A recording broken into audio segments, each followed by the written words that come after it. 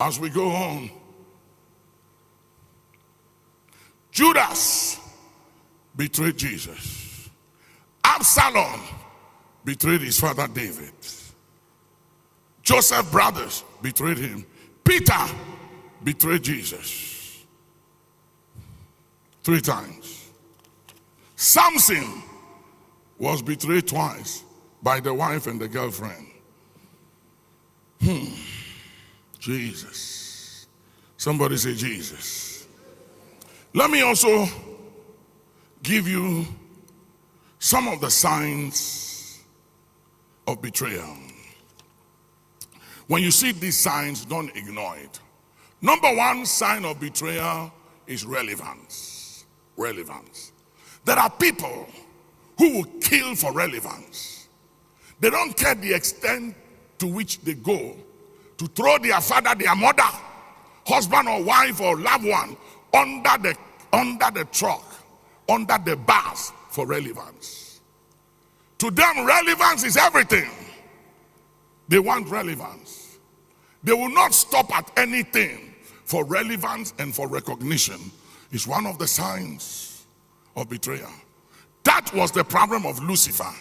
He wanted relevance at all times. He wanted to exalt his throne above the throne of the Most High. He wanted to be like the Most High. Relevance.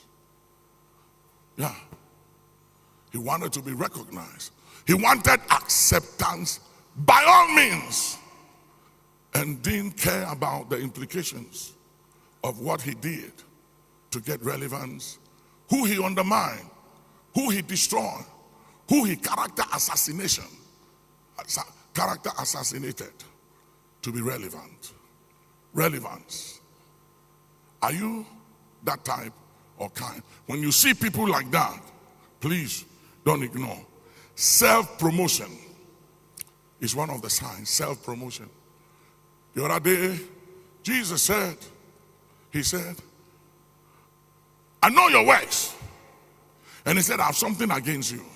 You've met that woman Jezebel, who called herself a prophetess, teaching in my church, feeding my servants with food dedicated to idols and causing them to commit fornication. Who calls herself prophetess? Self-appointed. Self-promotion. Today there are people who was not ordained or baptized by anybody but by themselves. And the reason is because they feel they are so relevant, so anointed, gifted, and important that no one must lay hands on them. But if you look at the Bible throughout the ages, God has a pattern through which he exalts and lifts up his people. And it's always by the laying off of hands and by those ahead of you guiding you and showing you the way. Today, there are so many out there who are so huge and big, gifted, so anointed, that they don't need anybody to lay hands. Nobody is qualified to touch them or lay hands upon them because they are so anointed. No sense of accountability. You know, the other day I was talking to a lady. I haven't seen her for many years. And I said, what happened to you? She said, you can't believe it. I said, what happened? She was married on Saturday, and her fiancé came to her on Friday night and said, I'm calling off the wedding. When friends and loved ones had come from all over the world, and he said, what is the problem? He said, I can't tell you, but the prophet you introduced me to said I shouldn't go on with the marriage. And later, he canceled the marriage. And later on, that prophet went after her, that God said he should marry her. And somebody asked me, Papa, what are the signs of true and false prophets? I said, they are very easy. Number 1, check the morals. Look at the sanctification and the purity of the person, not the gift, not how sharp or accurate the person is. Check the morals, check the purity and the sanctification of the person carrying the gift. Jeremiah 1:5. Jeremiah 1:5. Look at Jeremiah 1:5. Before I formed thee in the belly, I knew thee. And before thou camest forth out of the womb, I sanctified You see, thee. the first thing God does, when he calls, he sanctifies first. It is after sanctification that you are ordained. And there are so many out there have no purity, no sanctification, no morals, and yet are self-ordained. And the reason why they don't want anybody to ordain them is because they don't want to be accountable to anybody. And I'm scared of self-mates. There are a lot of self-mates out there. You check them out and they came from nowhere. They don't belong to any of the tribe of Israel. Even Jesus, the Lion of the tribe of Judah, was of the tribe of Judah. King Saul was of the tribe of Benjamin. Paul was of the tribe of Benjamin. Moses was of the tribe of Levi. David, the tribe of Judah. Which of the tribe of Israel do you belong to? That's why in this church from January to December, we have 12 tribes. If you are born in January, you belong to the January tribe. But for so many of you, you don't belong to any tribe because you've made it. You are your own man. You are your own woman. So you don't belong anywhere. You are a problem. Modaliko Salah. Woe to them that sit at ease in Zion. You are so mentally sophisticated and financially so stable with some deep pockets sitting pretty. So you think you don't need anybody. You are a joke. It's just a matter of time. One of these days, you're going to need somebody. So please find your tribe and commit to your tribe. Commit. You can't survive. Fish will never survive out of water. I did some planting on the impact grounds here. I brought some palm trees from somewhere and I planted them. And they all died.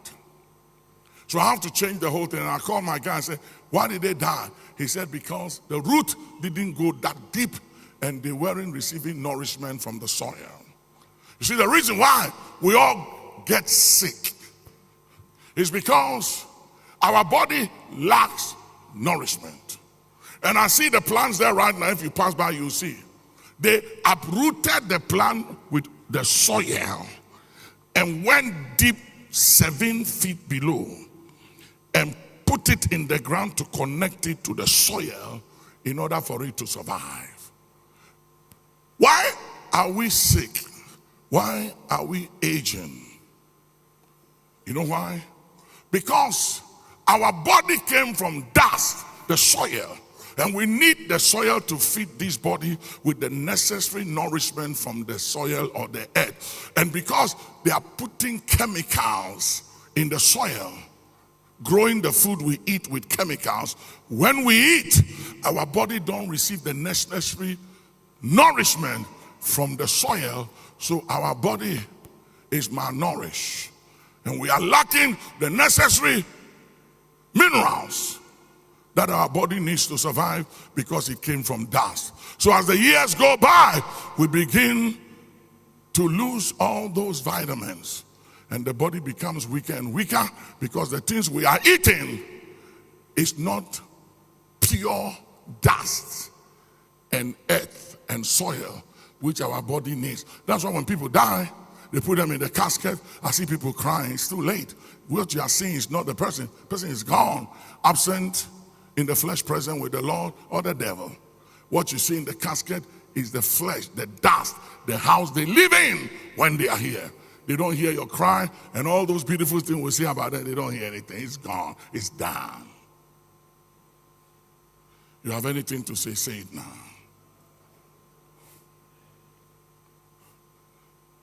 Betrayal.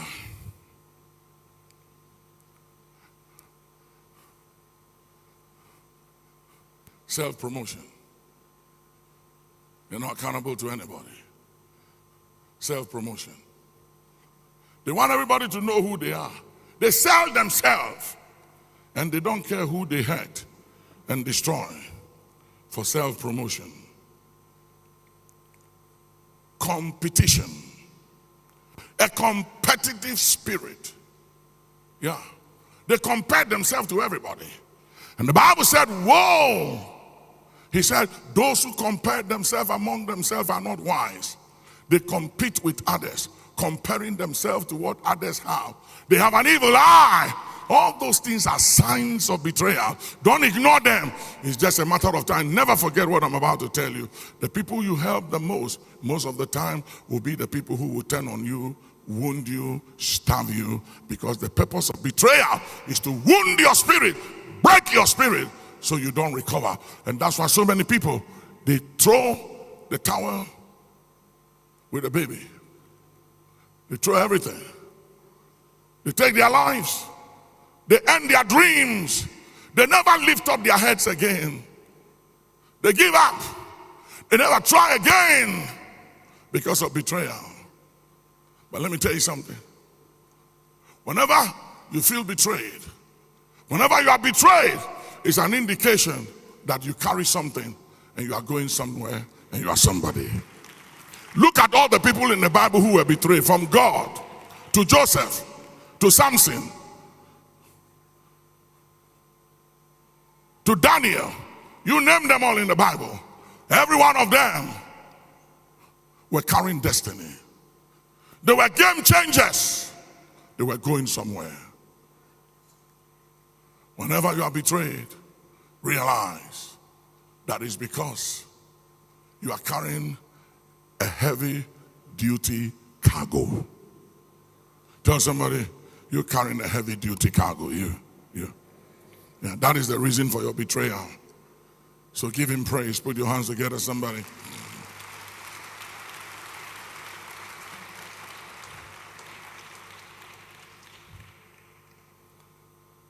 Give me someone, give me verse 11. Give me the 11 point, Bishop. Division among brethren. Division among brethren is one of the things. The Bible said, a talebearer divides cheap friends. And one of the signs of the spirit of betrayal is when an individual begins to sow a seed of discord and division among brethren. He wants to see brethren, cheap friends, people who are together, they love each other, to divide them, put a wedge between them, and then they get happy when they do that. I've seen people who introduce their friends to loved ones, and suddenly they were circumvented. And next thing they saw is the friends they introduced to this best friend of theirs together, and they have become a castaway. They won't pick their calls. His call will not be picked. He's not wanted anymore.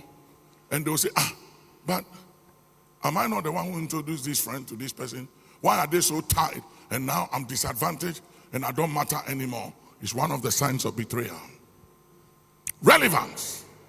They want to undermine you. They're competing with your favor. They want to be better than you. I was in a country somewhere some years ago in the office of a president.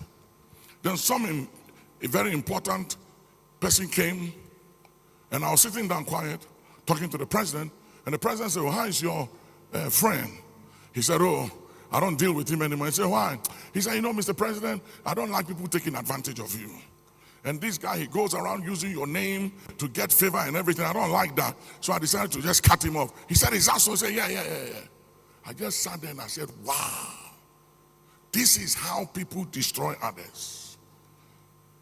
And I knew for whatever reason that the president was not deep to realize that he was being poisoned and used against an innocent person.